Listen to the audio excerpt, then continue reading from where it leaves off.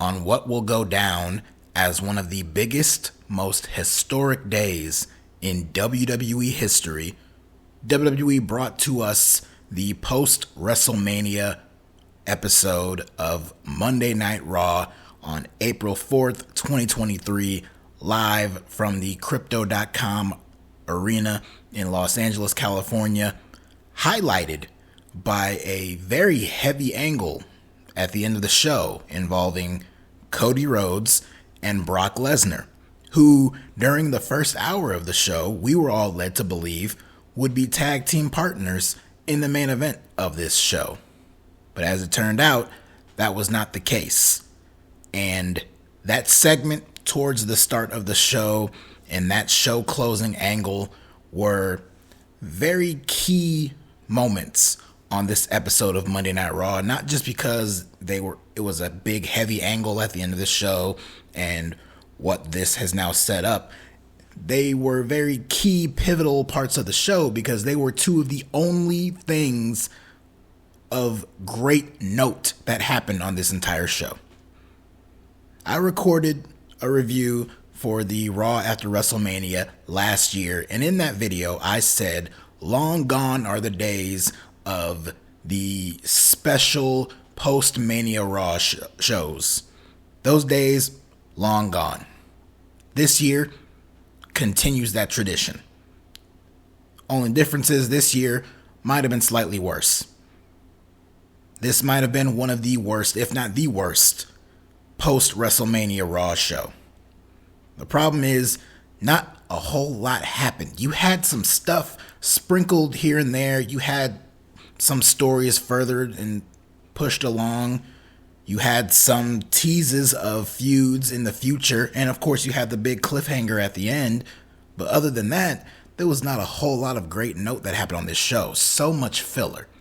On a show where the first hour was promoted as being commercial free, and it was, you only had one actual match start and finish during that opening hour, and it was an Omos match where he squashed Elias. That was it. We had segments on this show where Seth Rollins had the crowd singing along to his song. He goes out to the arena with the crowd singing. They go to commercial. They cut back. They're still singing, and then he just leaves. We had Bobby Lashley on the show in a backstage segment with Bronson Reed. Eventually turns into a segment with Mustafa Ali that leads to a quick match that means absolutely nothing. We had a women's tag team match on this show that does mean something. It was a number one contenders match to set up new challengers for the women's tag team titles, but it's for championships that no one cares about. Even with the titles being on Becky Lynch and Lita, no one really cares about those titles. So this match, no one really cared about. In fact, the people in the arena didn't care about it because there were reports that during this match, and I could see like the crowd started reacting, not to the match, but reacting to themselves. And there were reports coming in, and there were people on Twitter who were in the arena claiming that around the time of this match, somebody brought out some beach balls, or at least one beach ball. I don't know if it was an epidemic of beach balls, but this was the big beach ball match on the show. And this just highlights a huge problem here. You know, WWE, they just announced today that they've been bought out by Endeavor, the parent company of UFC. They announced a record revenue for themselves at WrestleMania this past weekend, which is obvious if you saw all the advertisements all throughout the entire show on both nights. Cinnamon Toast Crunch, TurboTax, all this stuff. They were in their bag this weekend. And they came out on the post-Mania episode of Monday Night Raw, and they did absolutely nothing for a good chunk of the show. I don't want to make it seem like it was all bad. Again, there were good stuff that happened on this show, but a lot of filler, a lot of time wasted on this show. Severe lack of actual wrestling. There was way too much talking. especially considering the fact that a lot of the talking that happened, or a good chunk of it, didn't really amount to much of anything. So, no real matches. We had one really good match. There was a one fun match on this show where Kevin Owens and Sami Zayn, they came out celebrating their tag team championship victory. They took on the Street Profits and beat them. So, that being a potential pay-per-view match down the line, nope, just throw it out there randomly on the show here and have them win. So much for the Street Profits potentially getting a future tag team title shot after their win at WrestleMania. This could have been the match to do at the next pay-per-view or a pay-per-view down the line, but nope. So much for that. But hey, we got the match on this show, and it was good. So there's that. Circling back to the Bobby Lashley stuff backstage, Lashley alluded to the fact that he has a lot of pent-up aggression over not competing at WrestleMania, and he was interrupted by Bronson Reed, and they had a little back and forth there, and that teased a future feud/match for Bobby Lashley and Bronson Reed. That's something I can get behind. I'm a big fan of Bobby Lashley, obviously. If you heard my rant on what they did with him during my WrestleMania Night 2 review, and if you didn't hear it, go back on the channel and check that out. It's worth listening to.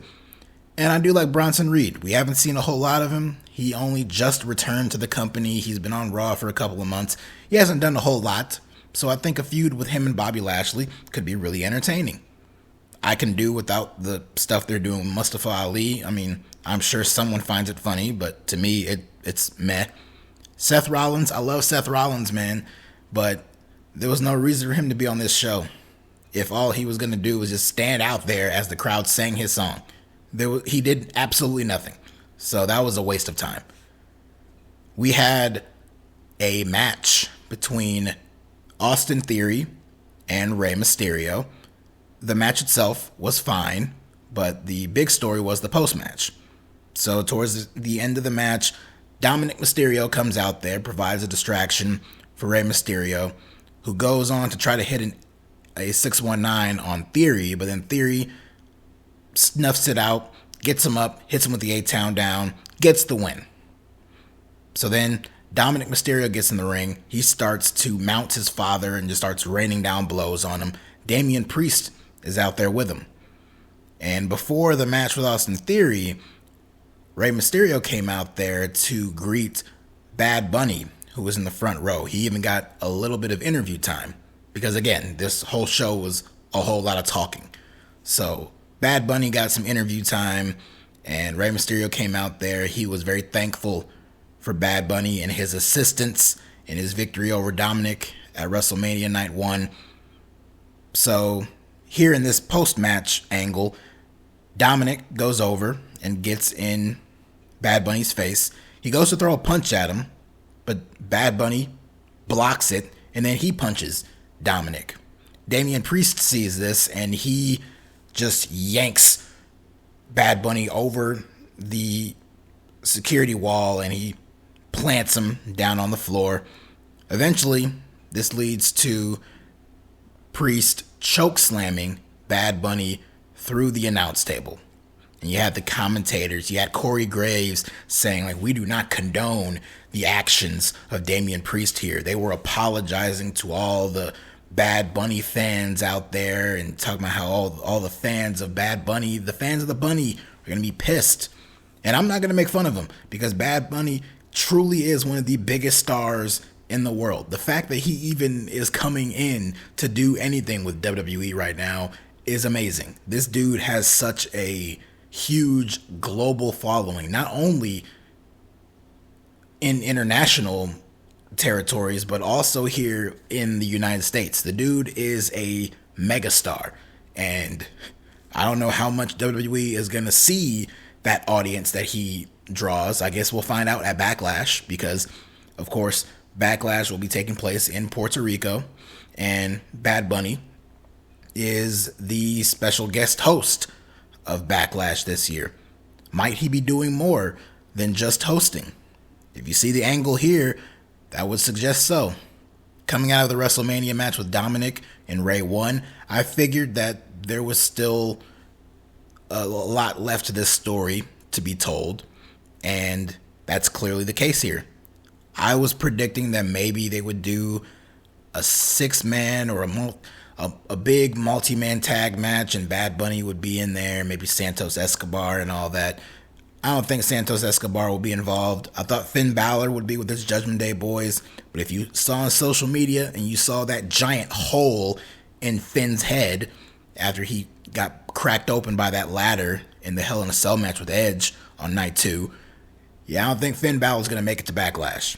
So, with how they set things up here on this show, this was a really good angle. This was very fun. They made it feel like a big deal. Bad Bunny, he was just there as an observer. He was the one provoked. Dominic went to throw a punch at him, and he was defending himself, and Damian Priest is the one who brought him over the barricade. He put him through the announce table. Of course, it was Bad Bunny who got involved in shit that wasn't his business at WrestleMania, stealing that chain out of Dominic's hand. But, of course, he was helping Rey Mysterio. He was helping Rey Mysterio beat his no-good piece of shit son. That's the story. But clearly now Bad Bunny has been brought into this, and I could definitely see this setting up a big tag team match. I don't think it's going to main event Backlash, but it could very well be one of the big matches promoted for that show. I think the main event of Backlash was made official, was unofficially made official with the big angle on this show. So let's circle back. The show opened up with Triple H. All day there was talk of Triple H. He's going to come out on Raw and make some big announcement. He really didn't. He thanked a bunch of people. He thanked all the wrestlers, the crew. He shouted out Stu, the cameraman. He thanked the fans, everyone who made WrestleMania a big success. And he alluded to the big news today about the Endeavor purchase. He didn't outright say anything. He didn't mention Vince McMahon or anything like that, but he alluded to it. But he was just saying that we're not going anywhere. So, whatever that means to you. But then he introduced Roman Reigns, who came out there to a kind of mixed reaction, but it was pretty heavily more so boos than anything else. He was quickly interrupted by Cody Rhodes, who came out and said a couple of things, but the main gist of it, the main point that he was getting to is that he wanted a rematch with Roman Reigns for the championship. Roman didn't speak. Paul Heyman did all the talking for him, and Heyman, on behalf of his tribal chief, informed Cody Rhodes that Cody Rhodes will not ever get a rematch. Translation, Cody Rhodes is totally getting a rematch. He's just going to have to work for it. And work for it he's going to do. But Cody said he wanted some action with the Bloodline on this show. So he challenged Roman and Solo Sikoa. Solo Sikoa was out there with him. He challenged them both to a tag team match on the show. And Heyman and Roman, they plotted together and they accepted the tag team match challenge under 2 conditions. 1, Cody Rhodes is going to have to find someone bold enough and stupid enough to team with him against the Bloodline. And 2, if whoever that person is, they had to have wrestled on one of the nights of WrestleMania. And if they agree to team with Cody Rhodes, they can never get a shot at the Undisputed Championship so long as Roman Reigns is champion. And they were taunting Cody until we hear the theme music of Brock Lesnar. And they very smartly and very wisely mentioned the fact that last year at SummerSlam, the last man standing match with Brock Lesnar and Roman Reigns, it was promoted as the final time we would ever see Brock Lesnar and Roman Reigns in a one-on-one match or facing each other in any way. And once the show is over, that still remains true. But we'll get to that in a second. So Brock Lesnar, he lost that match. And by virtue of losing that match, that was the final time we would ever see Brock and Roman one-on-one. And I guess that also implied that Brock would not ever receive a championship match again either, so long as Roman's the champion. I don't think they ever really said that, but I'll go with it. I'll go along with it. When Brock came out and got in the ring, he was awfully chummy with Cody Rhodes. He was shaking his hand, he was pulling him in, he was giving him a big old bear hug, he was kind of wrapping his arms around his neck and all that, showing like, yeah, this is my boy. And he was raising his arm, and you had to believe, like, Brock in this current form, ever since returning at SummerSlam 2021, Brock has been a lot more jovial. He's been a lot more lighthearted, easygoing, and all that good stuff. But one thing that we have not seen Brock do is really pal it up with anybody. Anytime that he's come close to doing that with people like Sami Zayn and MVP and people like that, every time he does that, he ultimately lays them out with an F5 or beats them down in some way. So you knew something was up there. But I did get excited because they were promoting it, the big match, all nights, this big epic tag team match. They were calling it the biggest tag team match in Monday Night Raw history. This company in their hyperbole. I swear to God, this company in their hyperbole. You know, they called Bad Bunny not just one of the top recording artists in the world. They called him one of the biggest stars on the planet today. Which may be true, but like just coming from them and hearing it, because they had Kevin Patrick on commentary say it like twice. And it's like these buzzwords, these slogans, these hyperbolic statements that they make. It's like, ugh, enough. Good God. But they were hyping it all night as being the biggest main event or biggest tag team match in Monday Night Raw history. But yeah, it was exciting, the idea that we could see Roman Reigns wrestle on Raw. When's the last time Roman Reigns has wrestled on Raw? He barely appears on Raw as is. When's the last time he ever wrestled on the show? And Brock Lesnar. Brock hasn't wrestled on Raw since probably 2002. And he hasn't competed in a tag team match since 2004. So it was a big deal. And then we get the match. They do the ring introductions. They introduce Solo Sikoa. They introduce Roman Reigns. Then they introduce Brock Lesnar. And then they introduce Cody Rhodes. And once Mike Rome was done introducing Cody Rhodes, Brock immediately scooped him up and laid him out with the F5. And then he proceeded to put a hurting on Cody Rhodes. He hit him with another F5. At this point, Roman, Solo, and Heyman, they left. So they were gone. Brock continued the beatdown of Cody. He brought him to the outside, over by the timekeeper's area. He started feverishly ringing the bell. He beat Cody down with a steel chair. He picked up the steel steps and smashed them into his face. He lifted Cody up and hit him with yet another F5, this time through the announce table. He got him back in the ring and beat him down some more. He hit him with an F5 onto the steel steps. Brock brought the steel steps into the ring, hit him with an F5 onto the steps, and at this point you had Adam Pearce and Jamie Noble and your usual merry band of misfits, aka WWE officials. They all come out there. They're trying to fend off Brock Lesnar and try to tend to Cody here. So Brock leaves the ring, but then he looks back and he gets back in the ring and he continues to beat down Cody Rhodes some more. He gets a steel chair. He's hitting him repeatedly with the chair. He's lodging the chair into his throat. He's yelling something at Cody, but I guess he was cussing up a storm here because the audio of the program was just muted for like 5 or 6 seconds. So I have no idea what Brock was saying there, but maybe it provided some context as to why Brock Lesnar got so pissed off and beat the shit out of Cody Rhodes here. So then Brock finally leaves. He leaves, he's up the ramp, he's all the way to the back. And so now all the officials are checking on Cody, and then Brock comes back out. He's taking off his gloves. You think, oh shit, is he going to do more damage?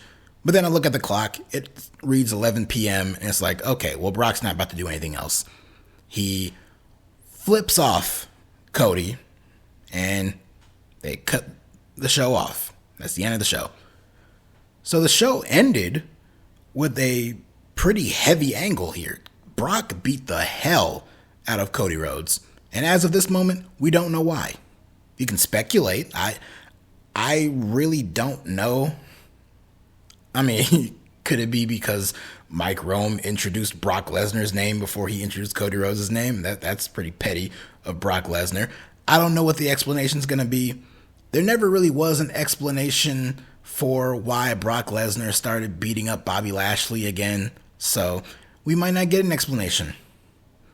And one of the first things I thought about when I saw this go down is that I recall for weeks reading on Twitter and hearing other podcasters talk about how Cody Rhodes has not faced any adversity leading into WrestleMania. He hasn't faced any adversity. You know, he can't win at WrestleMania. He can't beat Roman Reigns because he has yet to face any adversity, any real challenges for him. The path to WrestleMania was too easy for him. He won the Rumble. He's been winning all of his matches. He hasn't lost a match since he returned to the company at WrestleMania last year. So the road to WrestleMania was too easy for him in the minds of some people. I called bullshit on that, but whatever it is, hey, clearly somebody agreed since we got the outcome we did at WrestleMania. Cody lost. So, but for all those people pushing that narrative that, oh, Cody has never faced any adversity, even though I would think your pec popping out and half your chest turning purple and blue and still wrestling a Hell in a Cell match, that's pretty goddamn adverse right there. Adversarial. I think that's the word for it. But for those people who don't count that, I guess, if they have such a hard-on and such an obsession with Cody facing some kind of adversity on his path to the championship, well, I would say him losing in the main event of WrestleMania and then getting his ass kicked by Brock Lesnar all within the span of 24 hours, that's some pretty damn good adversity there.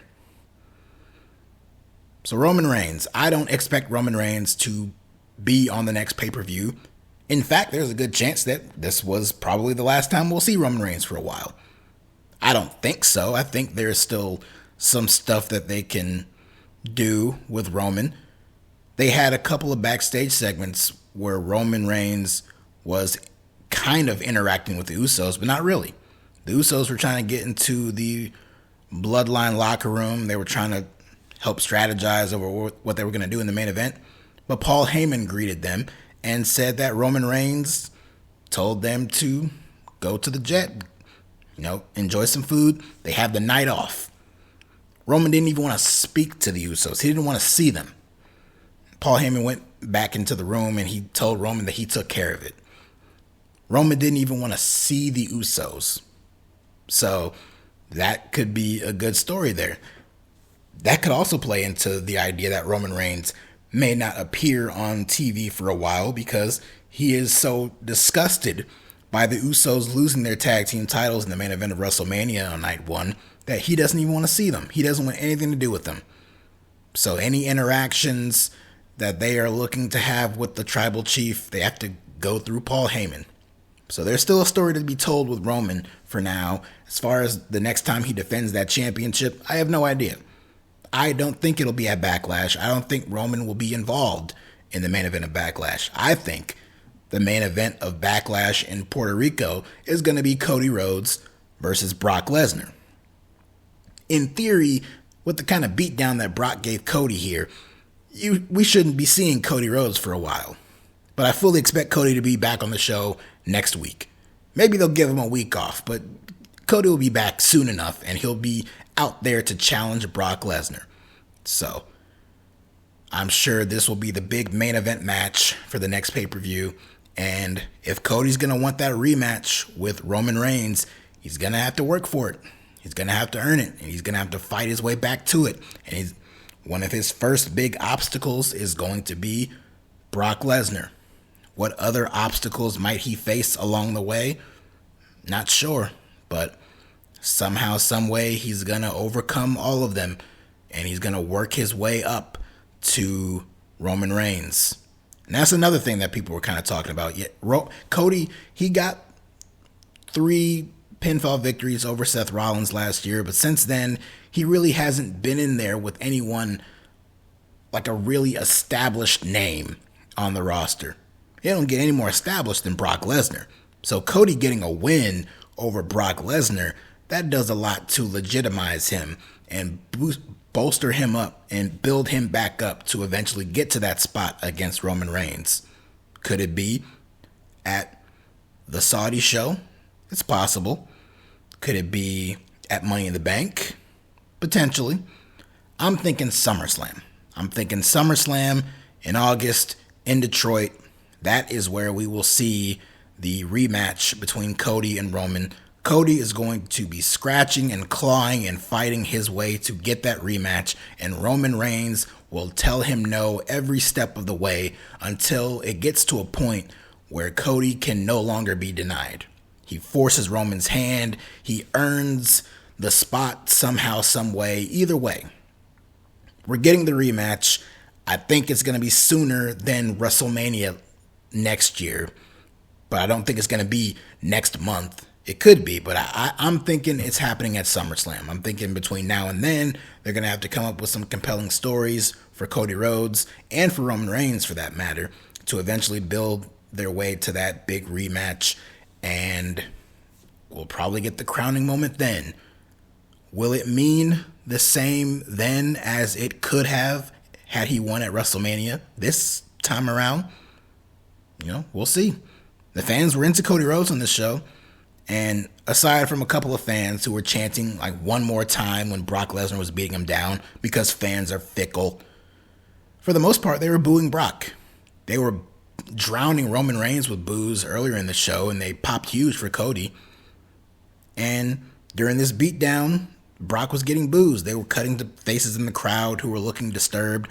So, at least for now, in front of this crowd, Cody is still over. We'll see next week. We'll see in a couple of weeks. We'll see in a month from now. How over is Cody Rhodes? Can he sustain that popularity enough to stretch out to that eventual rematch with Roman Reigns?